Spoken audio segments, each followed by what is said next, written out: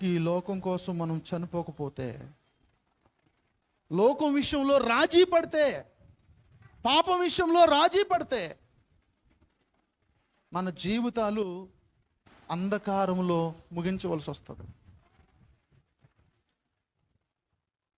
దేవుణ్ణి ఆరాధన చేయడానికి వచ్చిన మనం పాపము లేకుండా ఆరాధన చేయాలనే నియమం క్రొత్త నిబంధనలో పెట్టాడు ఆయన.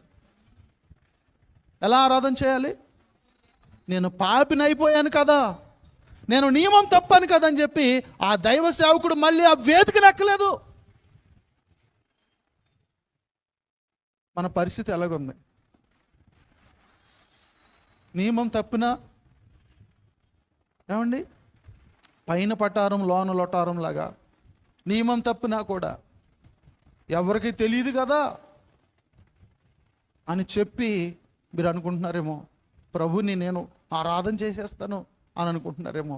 దయచేసి లోక విషయంలో చావకుండా ప్రభుని ఆరాధన చేస్తే ఆ ఆరాధన చల్లదండి, ఆ స్తుతి చల్లదు, ఆ కృతజ్ఞత చల్లదు, అది దేవుడు అంగీకరించుడు.